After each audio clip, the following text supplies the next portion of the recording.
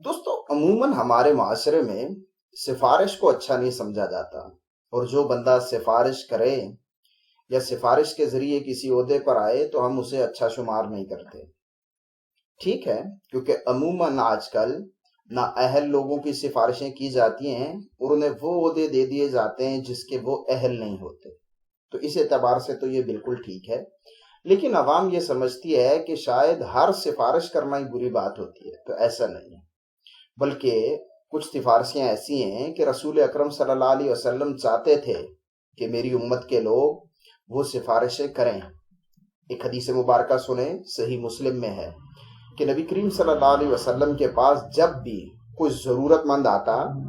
تو حضور اپنے جو پاس مجلس میں موجود لوگ ہوتے تھے انہیں کہتے تھے کہ لوگوں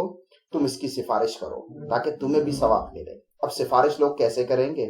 کہ یوں بتائیں گے کہ یا رسول اللہ صلی اللہ علیہ وسلم یہ بہت غریب آدمی ہے، اس کی کچھ مدد کر دیں، یہ مقروض ہے یا رسول اللہ اس کا قرض نہیں اتر رہا، آپ اس کا قرض اتروا دیں،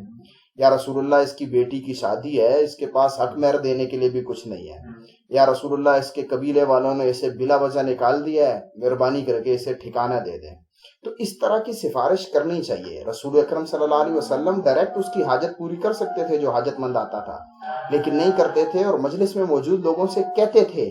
کہ تم اس کی سفارش کرو تاکہ تمہیں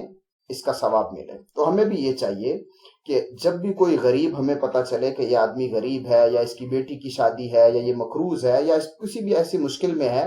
کہ کوئی بڑا امیر مالدار آدمی اس کی مدد کر سکتا ہے، اگر اس مالدار کے ساتھ، اس آفیسر کے ساتھ، اس کمپنی کے فیکٹری کے مالک کے ساتھ اگر ہمارے تعلقات ہیں تو ہم جا کر سفارش کریں کہ بھائی آپ اس کی بیٹی کی شادی ہے، کچھ مہربانی کر دیں، ایک سیلری سے ایکسٹرا دے دیں، یا کچھ اس کی سیلری بڑھا دیں، یا کوئی بھی اس طرح کی سفارش کر سکتے ہیں کہ جس سے اس کو فائدہ ہو جائے۔ اگر ہم ایسے کریں گے تو معاشرے میں بہت سے پسے ہوئے لوگوں کو فائدہ ہوگا، اور کیونکہ آپ لوگ اس کا سبب بنیں گے تو انشاءاللہ آپ کو بھی ثواب ملے گا۔ ملیں گے اگلی ویڈیو میں۔ السلام علیکم ورحمۃ اللہ۔